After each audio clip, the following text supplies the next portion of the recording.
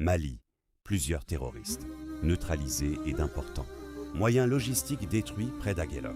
Selon un communiqué de l'état-major général des armées, les vecteurs aériens ont détecté 4 points de regroupement de groupes armés terroristes, GAT. Ces cibles étaient localisées à environ 55 km au sud de la ville d'Aguelok. Réactifs, les aéronefs des FAMA ont été immédiatement engagés pour traiter ces menaces. Une série de frappes chirurgicales a permis de neutraliser plusieurs terroristes présents sur les lieux et de détruire entièrement l'ensemble de leur matériel logistique.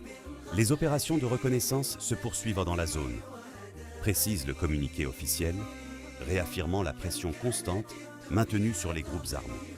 Face à ce nouveau succès opérationnel, le chef d'état-major, général des armées, a tenu à féliciter chaleureusement les troupes pour leur détermination, leur professionnalisme et leur engagement, sans faille au service de la défense de la patrie et de la protection des populations. Attaque de Kidal. Le général Gamou évoque des scènes de pillage des terroristes.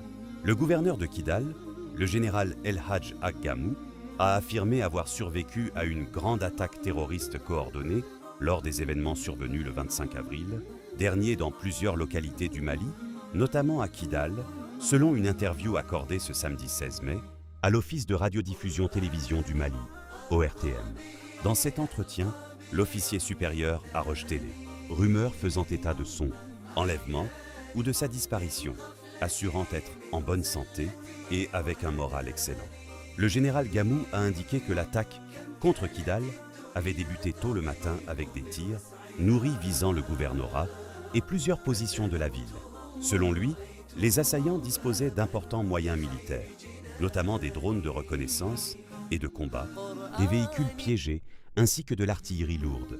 Il a estimé que les attaques menées simultanément à Kidal, Gao, Sévaré et Kati traduisaient une opération coordonnée de grande envergure. Le gouverneur a également affirmé que le FLA et le Djanim avaient agi de manière concertée lors de cette offensive, évoquant la présence de plusieurs centaines de combattants dans la ville au moment des affrontements. Abordant la situation humanitaire, le général Gamou a indiqué que de nombreux habitants avaient fui Kidal à la suite des violences. Il a accusé les assaillants d'avoir commis des pillages et des exactions contre des civils.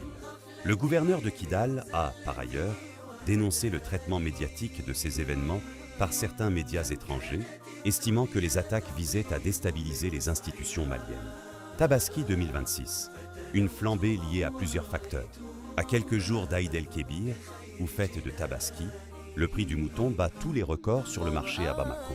150 000 francs. CFA ne peut pas avoir un mouton cédé à 100 000 F. L'année dernière,